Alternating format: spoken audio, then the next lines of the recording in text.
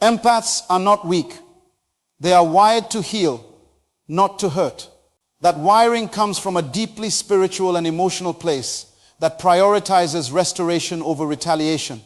When people misunderstand empaths, they often interpret their softness as fragility, their gentleness as cowardice, and their compassion as naivety. But nothing could be further from the truth. The nature of an empath is not accidental. It is intentional, precise, and powerful. They are designed to feel the emotional temperature in a room without a word being spoken. They can absorb pain that isn't theirs, not because they have no boundaries, but because their soul is tuned to frequencies others ignore. That's not weakness. That's spiritual intelligence. Empaths are natural healers. Their instincts are to soothe, to understand, to bridge broken pieces, and to hold space for others who don't know how to hold it for themselves. They will sit with someone in their darkest hour, not because they're obligated to, but because their inner compass won't let them abandon brokenness. They are drawn to wounds like bees to nectar, not out of savior complexes, but because healing feels like home to them. This innate pull to restore what's been shattered means they will often attract people who are emotionally bleeding, spiritually disconnected, or psychologically fractured. The narcissist fits this profile perfectly. Masked in false confidence, yet wounded at the core. When an empath encounters a narcissist, they don't initially see manipulation. They see the cry behind the cruelty. They hear the fear behind the arrogance. They sense the child behind the controlling adult. This is why empaths stay longer than they should.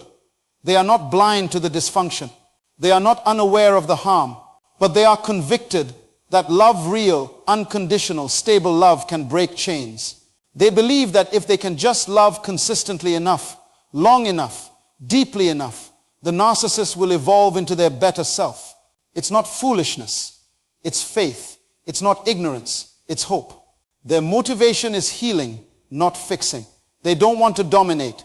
They want to deliver. But the same strength that drives them to heal also becomes the very trait that drains them. Because narcissists are not looking to be healed. They are looking to be fed with admiration, with submission, with the empathoid energy. So the empath gives, they pour, they invest, they forgive. They show up again and again despite the patterns. Why? Because that's what they're wired to do. Healing is not just what they offer, it's how they breathe. But here lies the danger. When a healer gives to someone who only takes, the healer begins to bleed. This is where the wiring of an empath gets tested. Their core is to help, but they're not limitless. They have emotional reserves, spiritual boundaries, and psychological thresholds. They just often don't realize it until they're running on empty. Until they wake up one day and realize they've been healing someone who has no intention of changing. That they've been carrying weight that was never theirs to hold. That the more they give, the more they are robbed of the very peace they were trying to protect. And here's the turning point.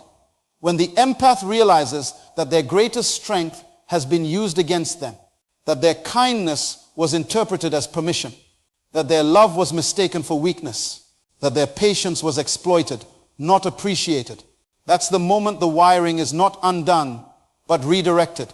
They don't stop being empaths. They become awakened empaths. They still feel deeply, but now they feel for themselves first. They still want to heal, but not at the cost of their wholeness. They still believe in restoration, but only for those willing to participate in it. The power of the empath is not in their tears. It's in their transformation. They are not victims. They are vessels. They are not doormats. They are divine instruments. And once they recognize that, their healing becomes selective. Their time becomes guarded. Their presence becomes intentional. They will still love, but now with discernment. They will still serve, but now with boundaries. They will still give, but now from overflow, not depletion. Empaths were never weak. They were warriors in disguise. They didn't come to harm. They came to heal. But if you mistake their healing heart for a helpless one, you'll find out the hard way. There's nothing more powerful than someone who knows their worth, honors their purpose, and refuses to bleed for people who celebrate their suffering. The empath may have been wounded, but once they awaken, they rise as the very storm the narcissist thought they'd never have to face. Empaths endure because they believe in restoration, not retaliation. This is what sets them apart. Not as victims, but as vessels of deep emotional wisdom. To the outside world, it may appear that the empath is weak for staying, soft for forgiving, or foolish for continuing to hope. But that is a misunderstanding of their wiring. Empaths are not passive because they are powerless. They are patient because they are purposeful. They carry a spiritual belief, often unspoken, that people can heal when they are seen, that love, when consistent, can break down the strongest emotional walls, that wounds, when acknowledged with grace, can be transformed into wisdom. So they keep giving, they keep listening, they keep offering chances, not out of desperation, but because of their deep desire to see what's broken be made whole. This is where the empath's endurance begins. In the belief that love is redemptive, that people, no matter how toxic, are not beyond transformation. And so they do what few are willing to do. They stay when it's hard. They lean in when others walk away. They hold space, not because they don't see the damage, but because they believe the damage can be undone. Their strength is invisible to the narcissist, because the narcissist mistakes gentleness for gullibility.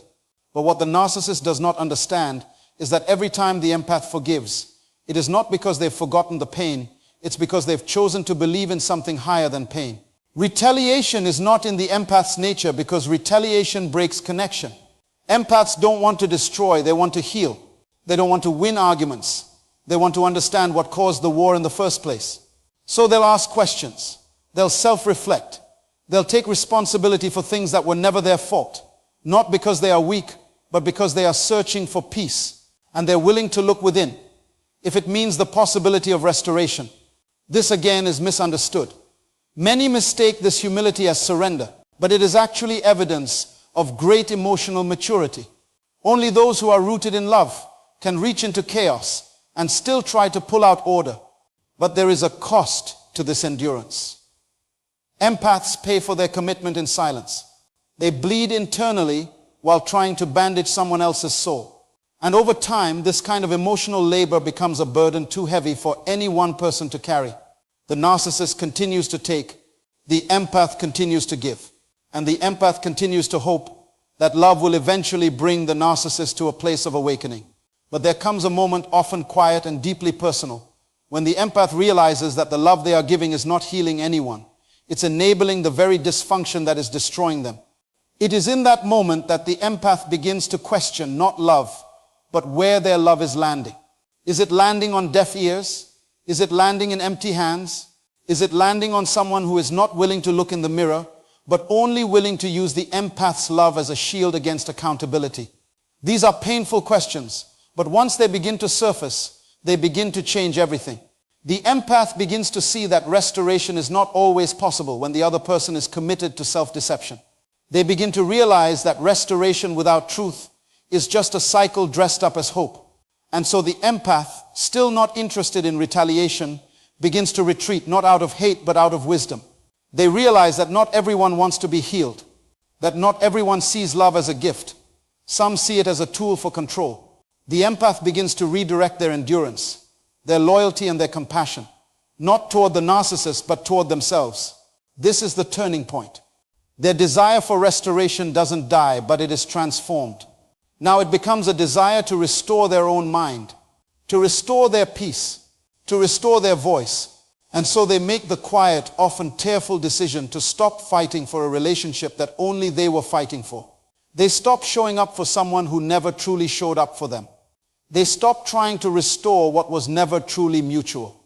And in doing so, they reclaim something sacred, the right to protect their own soul. Empaths endure because they believe in restoration. Yes, but when that restoration proves to be one-sided, they evolve. They do not seek revenge. They seek redemption, not for the relationship, but for their own wasted time, their own dimmed light, and their own forgotten self-worth. That's when their endurance becomes empowerment. That's when their story begins again, not in pain, but in purpose. Every empath has a breaking point, and once reached, a new identity is born. This truth carries more weight than it seems. Empaths are known for their deep wells of compassion, their ability to see the pain behind people's behavior, and their incredible capacity to forgive, even when it hurts them. But what most people, especially narcissists, fail to understand is that this endless giving has a limit. It's not a visible line. It doesn't come with warning signs or dramatic outbursts. It happens quietly, gradually, and then suddenly. The empath doesn't even fully realize it until it's already underway. But once it begins, everything changes. In the beginning, the empath takes on the role of healer. They try to nurture the brokenness they see in others. They believe that love can reach the unreachable. They often convince themselves that their presence can help repair the damage that others have caused. And in the process, they tolerate things no one else would. They make excuses for emotional abuse. They rationalize manipulation. They carry burdens that don't belong to them. And while they appear gentle and calm on the outside, there's a quiet storm building inside them. This storm doesn't begin with anger. It begins with awareness. The empath starts noticing patterns. The same apologies, the same betrayals, the same cycles of affection and withdrawal. At first they ignore it. Then they excuse it. Eventually they internalize it. They ask themselves, what am I doing wrong? They question their own worth, their voice, their instincts. The narcissist thrives in this confusion, using guilt as a weapon and charm as a leash. But every time the empath is hurt and chooses to forgive, something deep inside begins to shift. And then it happens. A moment, a conversation, a look, a silent disappointment. Something cracks open in the empath's spirit. It's not dramatic, it's not explosive, but it's final. The realization dawns. No matter what I do, it will never be enough for them, but it must be enough for me. That is the birth of the new identity. This new identity isn't cold, bitter, or vengeful. It's clear, it's anchored, it's empowered. The empath doesn't stop loving, but they begin to love themselves more. They don't stop giving, but they start giving to people who give back. They don't stop caring, but now they care with wisdom. They start to see that being everything to someone who gives nothing is not noble, it's destructive. They understand that sacrificing their peace to preserve someone else's comfort is not love, it's bondage. This identity is not about becoming someone else. It's about finally returning to who they were before the confusion began. Before they were conditioned to over-explain. Before they felt guilty for setting boundaries. Before they were manipulated into silence. The new identity is actually the original one, restored and reawakened. This is where the danger lies for the narcissist. Not because the empath becomes cruel or calculating, but because they become untouchable. The very traits the narcissist used to exploit, empathy, kindness, forgiveness, are still there. But now they are protected by discernment, grounded by truth, and shielded by boundaries. The narcissist cannot control someone who sees through them. They cannot shame someone who no longer needs their approval. They cannot guilt-trip someone who has made peace with walking away. The fed-up empath no longer tries to win arguments or prove their intentions. They no longer chase after closure or validation. They understand that the silence of inner peace is louder than any justification. They no longer feel the need to be chosen by someone who never valued them in the first place. They've already chosen themselves. This new identity is powerful, not because it seeks to destroy, but because it refuses to be destroyed. It's built on experience, forged through pain, and refined by reflection. It doesn't seek applause or permission. It walks with quiet strength, holding the wisdom of scars and the courage of survival. This is the version of the empath that doesn't get manipulated. This is the version that changes the atmosphere when they enter a room. This is the version that no longer waits to be treated right. They create the environment that demands it. The breaking point of the empath is not the end. It's the beginning. The beginning of boundaries. The beginning of healing. The beginning of legacy. Because when an empath finally decides they're done, they don't just walk away from the narcissist. They walk into a future where their worth is no longer debated, their presence no longer taken for granted, and their love no longer wasted on someone incapable of receiving it. And that kind of transformation can't be reversed. It can only grow. The silence of a fed-up empath is not surrender. It is a spiritual strategy. At first glance, silence might appear as giving up, as weakness, or as emotional numbness. But when an empath chooses silence after enduring cycles of emotional abuse, manipulation, and gaslighting, it is far from passive. That silence is calculated, it is purposeful, it is sacred, it is a boundary spoken without words, a declaration that no longer needs validation, defense, or explanation. It is the loudest sound a narcissist will ever hear, because it signals that the game is over. The silence of the empath is not the absence of love. It is the emergence of self-respect. For so long, the empath used words to connect, to heal, to negotiate, to soothe. They tried to reason, they tried to express, they tried to fix what felt broken, hoping the narcissist would finally see the pain they were causing. But instead of empathy, they received mockery. Instead of understanding, they were met with blame. Their vulnerability became ammunition. And eventually they learned that words were falling on deaf ears, or worse, being twisted into weapons. That's when silence becomes the only safe language left to speak. But this silence is not emptiness. It is full of clarity, full of internal strength, full of spiritual awakening. The empath realizes that speaking to someone who doesn't want to understand is not communication. It is self-betrayal. They learn that peace is not found in being heard by the wrong person, but in finally listening to their own inner voice. That silence is not void, it is volume turned inward. It is the recalibration of energy, the reclaiming of dignity, and the repositioning of their emotional power. This silence begins to confuse the narcissist, where once they fed off the empath's reactions, anger, tears, pleading, defending, now there is nothing, no emotional supply, no argument to manipulate, no feelings to control. The empath's silence becomes the mirror the narcissist has always feared, the one that reflects their emptiness. And that, more than any words ever could, terrifies them. The fed-up empath's silence is spiritual because it invites divine alignment. It becomes a sanctuary for healing. It creates space where chaos once dominated. In the quiet, the empath reconnects with their original identity, the one they had before they were trained to question themselves. In that stillness, they begin to feel again, not the pressure to fix someone else, but the invitation to love themselves. The silence becomes a detox, flushing out years of emotional toxins. It creates room for clarity, for divine instruction, for redirection. This is why the empath's silence is a strategy, not a symptom of surrender. It is the transition from survival to sovereignty. No longer trapped in reaction, the empath becomes intentional. Every step, every choice, every interaction is now filtered through discernment. They are no longer governed by guilt or fear or the need to be understood. They are guided by wisdom. They are led by purpose. In silence, the empath starts to build.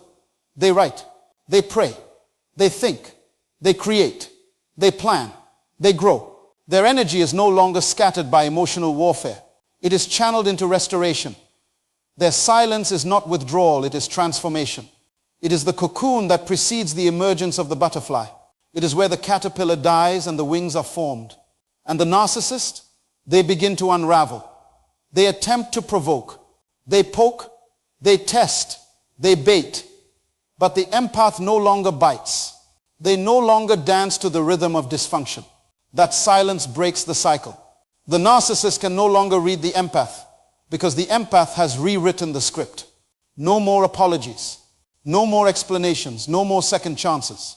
Just silence, just space, just separation. There is power in that silence because it says everything without speaking a word. It says, I see now. It says, I know my worth. It says, this is not love. It says, you will not break me again. It says, I have chosen me. And that unspoken declaration is more devastating to the narcissist than any revenge. When the empath chooses silence, they are not avoiding conflict. They are rising above it. They are reclaiming their life. They are aligning with their higher calling. They are building a future that no longer includes emotional captivity. That silence is not weakness. It is warfare, and it wins every time. When an empath detaches, it's not emotional. It's divine discernment. This moment is often misunderstood by those who've never lived with an open heart. You see, detachment for an empath isn't a snap decision. It's not a cold withdrawal or a reaction rooted in anger or vengeance. It's deeper than that. It's sacred. It's a moment of deep spiritual recognition. A moment when the soul begins to speak louder than the emotions ever could. An empath has always been emotionally attuned, feeling the pulse of others' hearts, absorbing the unspoken pain in the room, sensing the lies even before the words leave the mouth. But when they detach, it's because something profound has shifted inside. Their spirit has detected what their heart tried to deny for so long, the presence of deception, manipulation, and dishonor. This detachment is not a shutdown. It's an awakening. It's the moment the empath realizes that empathy without boundaries becomes self-betrayal. The very gift that allowed them to love deeply, unconditionally, sacrificially, has been exploited. And the moment this awareness sets in, discernment rises like a wave, washing over every illusion, every excuse, every justification they once gave. The tears don't stop because they're still emotionally invested. They stop because they've reached a place where clarity has eclipsed confusion.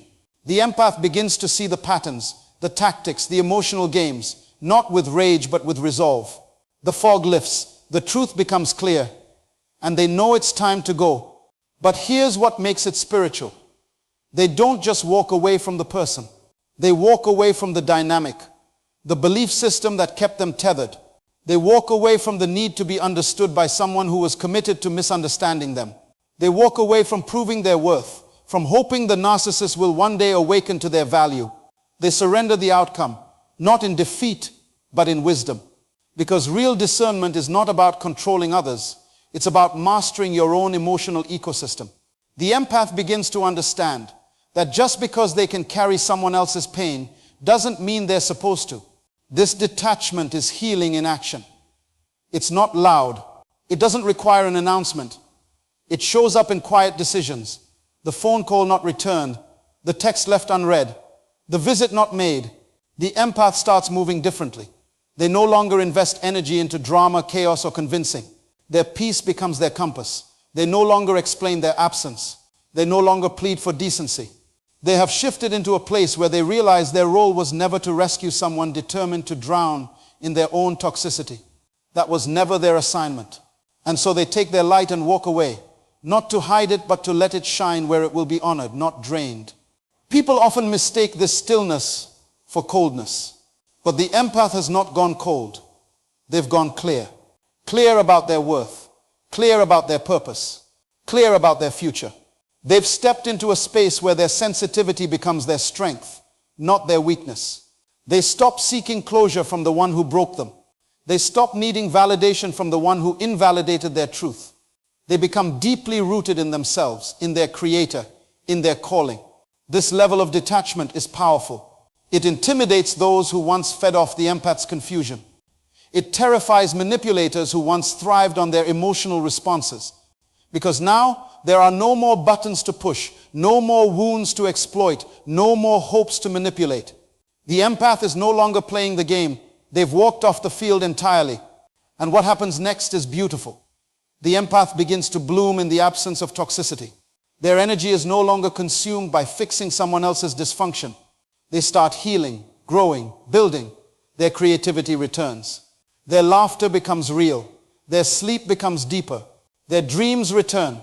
Because when discernment kicks in and detachment takes place, the empath doesn't just leave, they evolve. They become wiser, stronger, sharper. They become someone who now carries empathy with authority, compassion with clarity, love with boundaries.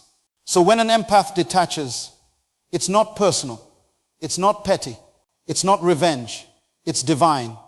It's the spirit taking its rightful place at the center of their decisions.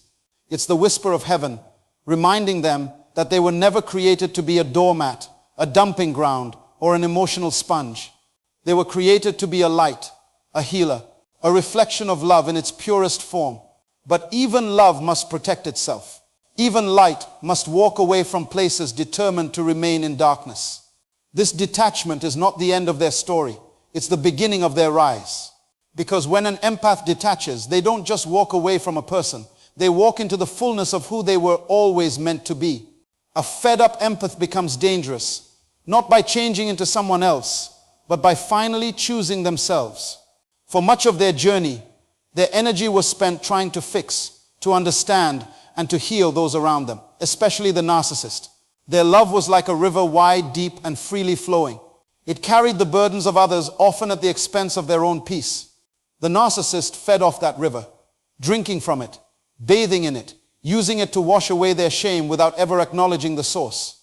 But what the narcissist didn't realize is that empathy has direction. And once that direction shifts from outward sacrifice to inward restoration, it becomes a force of transformation. An empath who decides to redirect their compassion toward themselves is not becoming selfish. They are becoming aligned. Their decision is not rooted in bitterness, but in the wisdom of survival.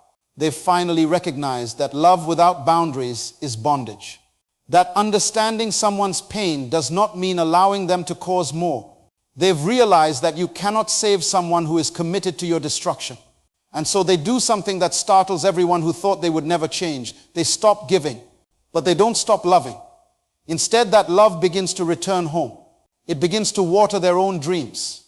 It begins to heal the cracks in their own foundation. It begins to empower the voice that was once silenced to keep the peace. They start asking questions they once ignored. What do I want? What do I need? What do I deserve? And the answers are not whispers anymore. They are roars. That's what makes this empath dangerous. Because now every ounce of energy they once gave away is being used to rebuild themselves. And when someone rebuilds from the ashes, they come back with unshakable insight. They can see manipulation from a mile away. They know the signs of emotional baiting. They understand the tactics of deflection, projection, guilt-tripping, and stonewalling. And more importantly, they no longer internalize it. They no longer feel responsible for other people's chaos. They no longer carry shame that isn't theirs to hold. They walk away not in anger, but in clarity. This clarity becomes their armor. It shields them from re-entering old traps disguised as second chances. It protects them from conversations masked as apologies, but meant to reopen wounds. It allows them to spot false humility, seductive control, and charm-laced cruelty. They no longer see people for who they wish they could be. They see them for who they've chosen to be. And that level of awareness makes them untouchable. A narcissist thrives on control, and that control is maintained through confusion. When the empath begins to see clearly, the fog lifts. And when the fog lifts, the narcissist becomes small. Their games are no longer intriguing. They're exhausting. Their demands are no longer persuasive. They're absurd. Their silence is no longer intimidating. It's irrelevant. The empath doesn't react. They observe. And in that stillness, they gain power. What's most dangerous about the fed-up empath is not their resistance, but their redirection. Every gift they gave away now becomes an investment in their purpose. Their sensitivity becomes strategy. Their intuition becomes instruction. Their pain becomes fuel. They write, speak, create, lead, mentor, build, whatever their calling is. It begins to flourish. Because now there's space, there's energy, there's focus. All of it once consumed by trying to keep someone else from falling apart is now being used to build something whole. And it shows in how they walk, in how they speak, in what they tolerate, in the decisions they make. There is a new standard, not out of pride, but out of principle. They are no longer afraid to lose someone. They're afraid to lose themselves again. And that fear keeps them anchored in truth. People may say the empath changed, and they're right, but they didn't change into someone else. They became who they were always meant to be. They stripped away the people-pleasing, the over-explaining, the silent suffering, and what was left was someone refined by fire, someone dangerous, not because they harm others, but because they can no longer be harmed in the same way. Someone who no longer needs to prove their worth because they finally believe it. Someone who can still love deeply, but now wisely. This version of the empath is the very opposite of what the narcissist depended on. The narcissist built their confidence on the assumption that the empath would never stop giving. But now the empath has learned to give in the right direction. And when they do that, they don't just survive, they rise. And that rise is irreversible. That rise is what makes them more powerful than the narcissist ever imagined. A fed-up empath is no longer trying to save the narcissist. They're saving themselves. And that truth right there is where the real power begins. For so long, the empath poured out everything. Time, energy, forgiveness, explanations, even identity. Trying to rescue someone who never truly wanted to be saved. They gave second chances to a person who weaponized grace. They listened with patience to someone who manipulated with precision. They tried to be the bridge to healing, but all the narcissist ever did was burn that bridge, rebuild it just enough to get the empath back, and burn it again. But something changes when the empath gets tired. Deep soul-level tired. It's not the kind of tired a nap can fix. It's the kind of tired that comes from being emotionally overdrawn, spiritually disrespected, and psychologically played for too long. That fatigue awakens something that was always buried underneath their kindness. Self-preservation. The realization dawns that not every broken person wants to be whole. Some people manipulate their own brokenness because it's how they control others. And the empath who once thought their love could be the cure sees the narcissist for what they are, not a wounded soul, but a willful destroyer. And so, the empath finally stops trying to be the answer to someone else's dysfunction. They stop praying for a change that never comes. They stop explaining their pain to someone who doesn't care. They stop crying over someone who only feels powerful when others are powerless. And they begin to reclaim what was always theirs, their peace, their clarity, their voice, their worth. They stop asking, "What's wrong with me?" and start asking, "Why did I allow myself to stay so long?" That shift in question is critical, because now the focus isn't on the narcissist. It's on healing the part of them that tolerated emotional abuse disguised as a relationship. And make no mistake, the empath isn't becoming cold. They're becoming clear. They're not turning bitter. They're turning bold. They're not seeking vengeance. They're choosing victory. And that shift is terrifying to the narcissist, because the narcissist built their illusion of power on the empath's emotional generosity. They needed the empath to keep caring, to keep trying, to keep forgiving. But when the empath detaches, it's not emotional distance, it's spiritual discernment. It's a divine decision to no longer participate in their own oppression. They are no longer reacting. They are no longer trying to make it work. They are no longer negotiating with someone who never came to the table in good faith. The empath begins to see that the greatest act of love isn't staying to fix someone. It's leaving to fix yourself. They realize that walking away is not weakness, it's wisdom. That letting go is not abandonment, it's alignment. And when that mindset takes root, the empath begins to move differently. They speak differently. They choose differently. They start to create boundaries without guilt. They say no without over-explaining. They rest without shame. They protect their energy like it's sacred, because now they know it is. And what happens next is powerful. The empath starts to attract peace. They start to attract clarity. They start to recognize real love because they've finally unlearned counterfeit love. They begin to grow into a version of themselves they barely recognize, but they love that version, because she or he is no longer shrinking to fit a dysfunctional mold. That version of themselves no longer over-explains to people committed to misunderstanding. That version doesn't chase closure. They give it to themselves. All the love they gave away so freely is now being invested into their own dreams, their own goals, their own healing. They are learning to sit with their own silence and feel whole. They are no longer trying to be chosen. They've chosen themselves. That is power. That is healing. That is dangerous to the narcissist who depended on their confusion. Because here's the secret. The narcissist never expected the empath to leave. They expected them to endure, to doubt themselves, to stay loyal to pain. But once the empath wakes up and makes that choice to stop saving the narcissist, they set off a chain reaction. The narcissist scrambles to regain control using the same old tactics: guilt, charm, rage, shame, but now none of it works. The empath isn't playing the game anymore. They've stepped off the field entirely. The empath is done saving. Now they are soaring, and nothing terrifies the narcissist more than an empath who finally realizes that their superpower was never in saving others, it was in saving themselves. When the empath awakens, everything changes, not just externally, but internally. There is a transformation that goes far beyond a behavioral shift. It's not simply that they stop answering the narcissist's texts, or they move out, or they stop caring.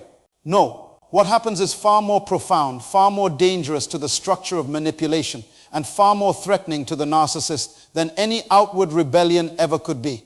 When the empath awakens, they begin to understand their value, not the conditional value others placed on them, not the worth defined by how well they can fix, save, or please someone, but the unshakable truth of who they are.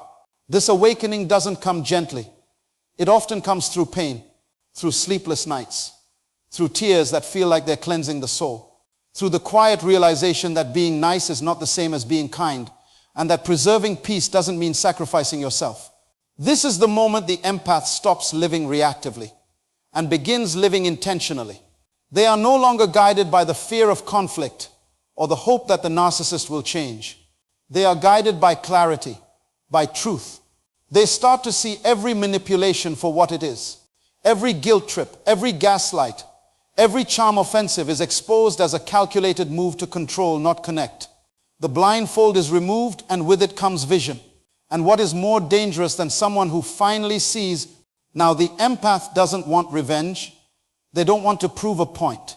They don't want to play games, because what they want now is so much higher. It's alignment. It's peace. It's purpose. The narcissist never expected this.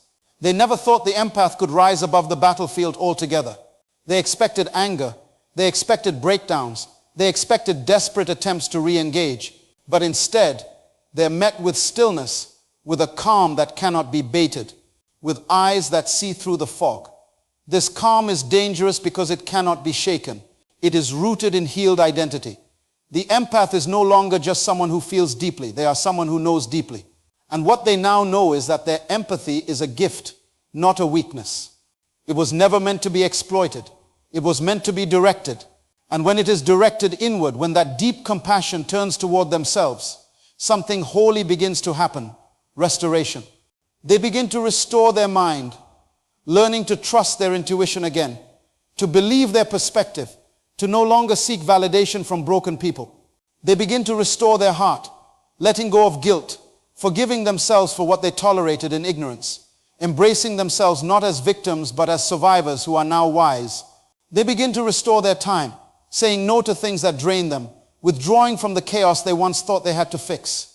And they begin to restore their environment, choosing peace over familiarity, joy over attachment, growth over drama. The empath now builds boundaries, builds vision, builds new circles, builds a new standard for what love should feel like. They are not running from the past. They are creating a new future. And the foundation of that future is self-worth, self-respect, and divine alignment. The narcissist at this point is no longer dealing with the same person. They lost access not just to the empath's time, but to their spirit. They can no longer manipulate with praise or shame. The doors are closed, not in anger, but in wisdom. Because the awakened empath understands it's not about how long you loved them. It's about how long you stayed after love turned into survival. So now, the empath is a force. They walk with quiet strength. Their no is solid. Their yes is chosen. Their presence demands respect. They are no longer in the shadows of someone else's ego. They are walking in the light of their own truth. This light doesn't just illuminate the path ahead. It exposes every falsehood they once believed. Every lie the narcissist fed them about who they were worth, what they deserved, is now powerless. And when that light starts to shine, others notice. The empath begins to attract different energy. People who respect, not use. People who see, not drain.